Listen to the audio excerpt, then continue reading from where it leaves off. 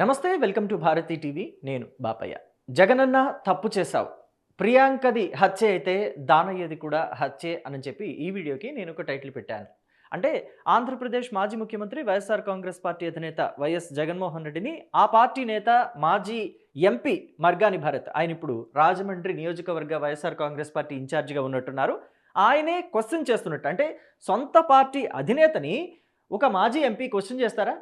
Question చేయరు. కానీ question చేస్తున్నట్టుగా నేను ఎందుకు పెట్టాను? జగనన్న నువ్వు తప్పు చేశావు, ప్రియాంకది హత్య అయితే దానయ్యది కూడా హత్య అని చెప్పి భరత్రామ్ అంటున్నట్టుగా నేను ఎందుకు పెట్టాననేది పూర్తి డీటెయిల్స్ తెలియజేస్తాను. ఎక్కడా స్కిప్ చేయకుండా ఎండ్ వరకు చూడండి. సో అయితే జగన్మోహన్ రెడ్డికి ఏనాడు కూడా మర్గాని భరత్రామ్ క్వశ్చన్ చేయరు, ఎదురు చెప్పరు కూడా. పైగా ఆయన ప్రాపకం కోసం అనునిత్యం ప్రాకులాడుతూ ఉంటారు. ఆయన దగ్గర మెప్పు పొందడానికి అనునిత్యం కూడా ఆయన తపన పడుతూ ఉంటారు, తాపత్రయపడుతూ ఉంటారు. సో మరి అలాంటిది మర్గాని భరత్రామ్ గురించి ఎందుకు అలా పెట్టాను? జగన్మోహన్ రెడ్డి నిజంగా తప్పు చేశాడా? ప్రియాంక విషయంలో ఒకలాగా, దానయ్య విషయంలో ఇంకొకలాగా మాట్లాడారా అంటే అవును అనే అనుకోవాలి. రాష్ట్ర ప్రజలంతా కూడా ఇప్పుడు అదే అనుకుంటున్నారు. అందుకని నేను ఈ వీడియో చేస్తున్నాను. సో అసలు మర్గాని భరత్రామ్ ఏమంటున్నారో ఒకసారి విందాం. పవన్ కళ్యాణ్ గారు కానీ, వాళ్ళ కొడుకు నారా లోకేష్ కానీ, మహిళా హోంమంత్రి కానీ, ఇప్పుడు దాకా ఆ కుటుంబ సభ్యులు కానీ, లేకపోతే డాక్టర్ ప్రియాంకని వెళ్ళి చూడడం కానీ జరగలేదు.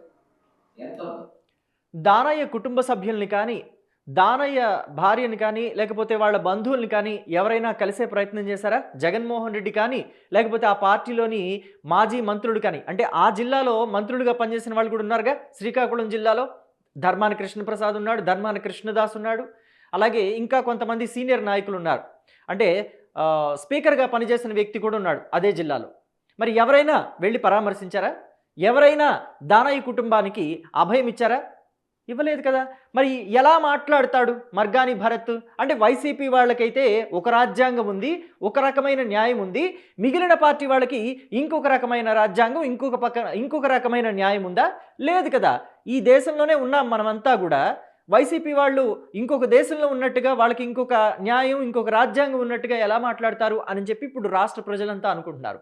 ఇప్పటికీ మర్గాని భరత్రామ్ ఎంత పచ్చి అబద్ధాలు ఆడుతున్నారు అనేది నేను మీకు చెప్పాలి. ఎందుకని అంటే ఇప్పటికే ఈ కేసుకు సంబంధించి స్థానిక ఎమ్మెల్యే ఆదిరెడ్డి శ్రీనివాస్కి ఏం పురోగతి ఉంది దాని మీద అని చెప్పి మొత్తం ఆయనకి చెప్పి ఆయన దగ్గర నుంచి డీటెయిల్స్ ప్రభుత్వం తీసుకుంటోంది. అలాగే హోంమంత్రి కావచ్చు, నారా చంద్రబాబు నాయుడు కావచ్చు, పోలీస్ అధికారుల్ని వాళ్ళ దగ్గర నుంచి పూర్తి డీటెయిల్స్ అంతా తీసుకుంటున్నారు. ఆల్రెడీ ఆ అమ్మాయి చనిపోకుండా ఉన్నంత వరకు కూడా ఆ అమ్మాయి హెల్త్ అప్డేట్స్ అన్నీ కూడా ప్రభుత్వం తీసుకుంటూనే ఉంది. సదరు హాస్పిటల్ దగ్గర నుంచి, డాక్టర్స్ దగ్గర నుంచి పూర్తి వివరాలు సేకరిస్తూనే ఉంది. అలాగే ఈ కేసు ఎక్కడా కూడా డైవర్ట్ అవ్వకూడదు, ఎక్కడా కూడా తప్పుదోవ పట్టకూడదు, ఎక్కడా కూడా డైల్యూట్ అవ్వకూడదు. నిందితులు ఎంతటి వారైనా సరే, వాళ్ళ వెనక ఎవరు అండగా ఉన్నా సరే వాళ్ళకి కఠినమైన శిక్ష పడి తీరాల్సిందే. కఠినమైన సెక్షన్లు, ఏ సెక్షన్లో అయితే ఆ కేసులో పెట్టాలో అదే సెక్షన్ల క్రింద పెట్టండి, ఎక్కడ కేసు డైల్యూట్ అవ్వడానికి వీల్లేదని చెప్పి నారా చంద్రబాబు నాయుడు ఆంధ్రప్రదేశ్ ముఖ్యమంత్రి కఠినంగా పోలీసులకి ఆదేశాలు ఇవ్వడం కూడా జరిగింది, స్ట్రిక్ట్ ఆర్డర్స్ ఇవ్వడం జరిగింది. మరి ఇంకా దాని మీద ఎలా మాట్లాడతారు మర్గాని భరత్రామ్? చూడండి ఇంకా ఏం మాట్లాడుతున్నారు. ఇది కాకుండా కనీసము ఆర్థిక సహాయం కింద కూడా హాస్పిటల్ ఖర్చు నిమిత్తం కూడా కనీసం ₹1 కూడా గవర్నమెంట్ వెచ్చించడం జరిగింది. ఆర్థిక సహాయం ప్రియాంక కుటుంబానికి చేయాలి గవర్నమెంట్ తరఫు నుంచి అని చెప్పేసి అడుగుతున్నారు. సరే, ఒక రకంగా న్యాయబద్ధమైన డిమాండే అనుకుందాం. మరి దానయ్య కుటుంబానికి ఏమిచ్చారు?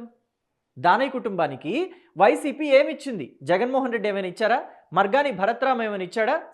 సీదిరి అప్పలరాజు నుంచి ఏమైనా ఇప్పించారా దానయ్య కుటుంబానికి? దానయ్య కుటుంబంలో వాళ్ళమ్మ ఏం మాట్లాడుతుందో ఒక్కసారి మీరు వినండి. వాళ్ళమ్మ మాట్లాడే మాటలు వింటే మీకే కడుపు మండిపోతుంది. ఎలా మాట్లాడతాడు ఇలాగా మర్గాని భరత్రామ్ అని చెప్పి మీరే అడుగుతారు.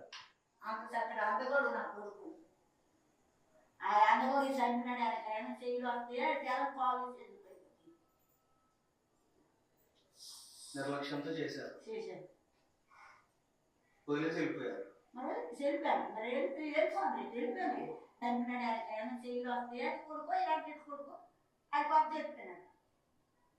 లేదు, తర్వాత ₹1,00,000 సాయం చేస్తామని వచ్చారట. ₹1,00,000 సాయం చేస్తామని వచ్చారు. ₹1,00,000 ఇస్తాము, మా ఇంట్లో పనిగా ఒక మనిషి అంటే నా కొడుకు చంపేసి నువ్వు ₹1,00,000 ఇస్తావు, నేను ₹1,00,000 ఇంట్లో పెట్టుకొని నా కొడుకు నా కోడ చేసి ఇంట్లో పని చేయించాలా? విన్నారు కదా. వైఎస్ఆర్ కాంగ్రెస్ పార్టీ నాయకుడు సీదిరి అప్పలరాజు ఎలాంటి రాయబారం పంపించారో దానయ్య కుటుంబానికి, ఇప్పుడు మర్గాని భరత్రామ్ వచ్చేసి ప్రభుత్వం ఏమైనా ఆర్థిక సాయం చేసిందా అని చెప్పేసి అడుగుతున్నారు. ఎవరు ఆర్థిక సాయం చేయాలి, ఎవరికి ఆర్థిక సాయం చేయాలని చెప్పి మర్గాని భరత్రామ్ ఒకసారి గుర్తు చేసుకుంటే బాగుంటుందేమో. ఎందుకంటే మర్గాని భరత్రామ్కి సంబంధించి కూడా ఒక ఇన్సిడెంట్ మనం మర్చిపోకూడదు. వినండి. ఒక డాక్టర్ని తొక్కించి చంపించిన కార్యక్రమంలో ఒక నిందితుల్ని కాపాడుతున్నారంటే పోలీస్ డిపార్ట్మెంట్ కానీ ఈ యొక్క ప్రభుత్వం కానీ అసలు ఈ ప్రభుత్వం కనీసం కనికరం ఉందా? ఇది మర్గాని భరత్రామ్ కారే. ఇప్పుడు ఈయన ప్రియాంక కేసు గురించి అంతలా గొంతు చించుకొని మాట్లాడుతున్నారు కదా, కానీ ఆయన చేసిన యాక్సిడెంట్ గురించి కూడా మనం ఇక్కడ చెప్పుకోవాలి. వినండి. ఇదిగోండి, దెందులూరులో రోడ్డు ప్రమాదం. దెందులూరు మండలం కొత్తగూడెం రహదారిపై జరిగిన రోడ్డు ప్రమాదం. రిటైర్డ్ పశు వైద్యుడు మృతి చెందిన ఘటన శుక్రవారం చోటు చేసుకుంది. ఎస్ఐ వీర్రాజు తెలిపిన వివరాల ప్రకారం ద్విచక్ర వాహనంపై రహదారిపై వెళుతున్న నరసయ్యను కారు ఢీకొట్టింది. ప్రమాదంలో నరసయ్య ఘటనా స్థలంలో మృతి చెందాడు. కేసు నమోదు చేసుకున్న పోలీసులు దర్యాప్తు చేపట్టారు. ఈ యాక్సిడెంట్ ఎవరు చేశారనుకుంటున్నారు? మర్గాని భరత్రామే. ఆయన కారే అది మనం చూసింది ఇందాక. చూడండి, దెందులూరు జాతీయ రహదారిపై ఈ నెల 12వ తేదీ అంటే 2023లో జరిగిన ఘటనే అనమాట. రోడ్డు ప్రమాదానికి కారణమైన రాజమహేంద్రవరం ఎంపీ మర్గాని భరత్రాంపై దెందులూరు పోలీసులు బుధవారం కేసు నమోదు చేశారు. విజయవాడ వైపు వెళుతున్న భరత్రాం కారు సింగవృక్షం నరసయ్య అనే వ్యక్తిని ఢీకొట్టడంతో మృతి చెందిన విషయం తెలిసిందే. ఈ ఘటనపై మృతుడి కుమారుడు కిరణ్ బాబు ఇచ్చిన ఫిర్యాదు మేరకు పోలీసులు కేసు నమోదు చేసి దర్యాప్తు చేపట్టారు. ముందు అసలు భరత్రామ్ మీద ఉన్న కేసు ఏమైందా అనేది ఆయన చెప్పాలి. యాక్సిడెంట్ల గురించి వైఎస్ఆర్ కాంగ్రెస్ పార్టీ నాయకులు మాట్లాడుతుంటే ఎంత హాస్యాస్పదంగా ఉంటుంది అని అంటే, ఇదిగో ఎంత హాస్యాస్పదంగా ఉంటుంది. సో అయితే ప్రస్తుతం కూటమి సర్కారు ఈ కేసును అసలు పట్టించుకోవట్లేదు, డైల్యూట్ చేయాలని చెప్పి చూస్తోంది. ఎఫ్ఐఆర్ కూడా చాలా లేటుగా నమోదు చేశారు. చాలా తక్కువ శిక్షలు పడే ఎఫ్ఐఆర్ నమోదు చేశారు. వాళ్ళ వెనక ఎవరో ఉన్నారు అన్నట్టుగా భరత్రామ్ చెప్పుకొస్తున్నారు కదా, మర్గాని భరత్రామ్. కానీ నిజానికి ఏం జరిగింది, ఎంత త్వరగా ఎఫ్ఐఆర్ నమోదు చేశారనే విషయాలు మీరు ఇక్కడ చూడొచ్చు. అంటే ఇన్సిడెంట్ 10ంటికి రికార్డ్ అయిన దగ్గర నుంచి నీకు ఎగ్జాక్ట్ గా 3.5 అవర్స్ లోనే ఎఫ్ఐఆర్ అన్నది వేయడం జరిగిందన్న విషయం గమనించాలి. అందరికీ నమస్కారం. సోదరిమణి ప్రియాంక ఏదైతే మెడికల్ స్టూడెంట్, కూటమి ప్రభుత్వం చట్టపరంగా చేయాల్సిన కార్యక్రమాలన్నీ కూడా చాలా పారదర్శకంగా చేయడం జరిగింది. అంటే ఇన్సిడెంట్ 10ంటికి రికార్డ్ అయిన దగ్గర నుంచి ఇచ్చినట్లయితే ఇన్సిడెంట్ ఏదైతే రాత్రి జరిగిందో జరిగిన వెంటనే థర్డ్ నైట్ ఇన్సిడెంట్ జరిగిన తర్వాత థర్డ్ నైట్ ఇదిగోండి, ఆ ఇన్సిడెంట్ జరిగింది 3వ తారీఖు సంబంధించిన పేపర్స్ కూడా చూపిస్తున్నారు. ఈయన రాజమహేంద్రవరం ఎమ్మెల్యే ఆదిరెడ్డి శ్రీనివాస్. ఇన్సిడెంట్ జరిగిన తర్వాత ప్రియాంక పాపని జిఎస్ఎల్ స్వతంత్ర హాస్పిటల్లో 10 PM అడ్మిట్ చేశారు. 10 గంటలకు అడ్మిట్ చేశారు రాత్రి. ఉమేష్, ఇది జిఎస్ఎల్ వాళ్ళు ఇచ్చిన కన్ఫర్మేషన్. అడ్మిట్ చేసిన అంటే వీళ్ళు కన్సర్న్ పోలీస్ స్టేషన్ వాళ్ళకి చెప్పడం, పోలీస్ స్టేషన్ నుంచి హెడ్ కానిస్టేబుల్ వెళ్ళి స్టేట్మెంట్ రికార్డ్ చేశారు. హెడ్ కానిస్టేబుల్ రికార్డ్ చేసి మొత్తం వాళ్ళ దగ్గర నుంచి ఏం జరిగింది, ఎలా జరిగింది ఇవన్నీ కూడా, ఎందుకంటే వాళ్ళు ప్రిలిమినరీగా వాళ్ళ కళ్ళతో చూసిందే చెప్తారు.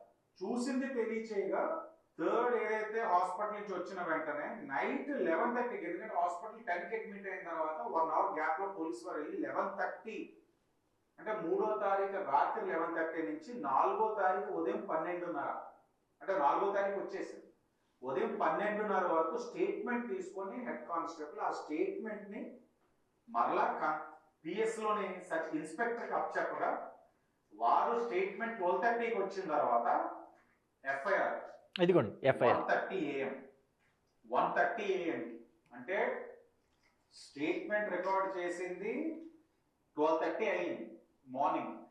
1:30 AM ఎఫ్ఐఆర్ వేయడం జరిగింది.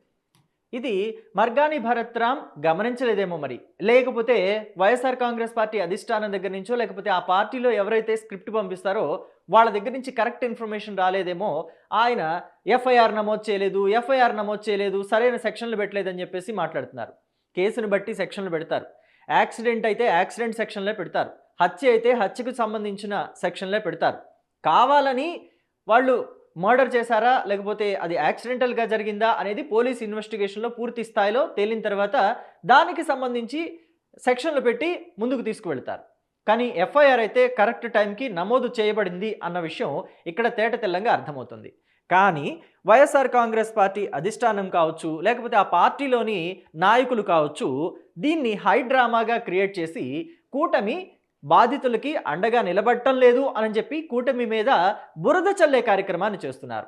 ముందు అసలు వైఎస్ఆర్ కాంగ్రెస్ పార్టీ నాయకుడి కొడుకు చేసిన పని, సీదిరి అప్పలరాజు కొడుకు చేసిన పనికి సంబంధించి దానికి సరైన సెక్షన్లు పెట్టినందుకు సీదిరి అప్పలరాజు ఆ కేసుని తారుమారు చేసి కొడుకుని ఆ కేసులో నుంచి బయట పడేయాలని చూసినందుకు ఆయన మీద కేసు పెట్టినందుకు కూడా వైఎస్ఆర్ కాంగ్రెస్ పార్టీ అల్లాడిపోతుంది. ఇప్పటికీ దాని గురించి మాట్లాడటం లేదు. ఎక్కడ దానయ్య కేసు గురించి ఎక్కడా మాట్లాడటం లేదు. కానీ ప్రియాంక కేసులో న్యాయం చేయాలి అంటున్నారు. ప్రియాంక కేసుకు సంబంధించి ప్రభుత్వం ఎంత చిత్తశుద్ధితో ఉంది అనేది ఇక్కడ మీరు క్లియర్ కట్గా చూశారు కదా. మరి దీని గురించిన మీ అభిప్రాయాన్ని కమెంట్ బాక్స్లో తెలియచేయండి. ఎందుకని వైఎస్ఆర్ కాంగ్రెస్ పార్టీ ఇలా రాజకీయం చేయాలని చూస్తుంది? ప్రతి అంశం మీద రాజకీయం చేయాలని ఎందుకు ప్రయత్నిస్తోంది? దానయ్యకి ఒక రకమైన న్యాయం, ప్రియాంకకి ఇంకొక రకమైన న్యాయం అని వైఎస్ఆర్ కాంగ్రెస్ పార్టీ ఎందుకు డబుల్ టంగ్ స్టేట్మెంట్స్ని పాస్ చేస్తుంది? వైఎస్ఆర్ కాంగ్రెస్ పార్టీ ఎందుకు ఇంతలా తాపత్రయపడుతుంది? దీని మీద మీ అభిప్రాయాన్ని కమెంట్ బాక్స్లో తెలియచేయండి. Thank you.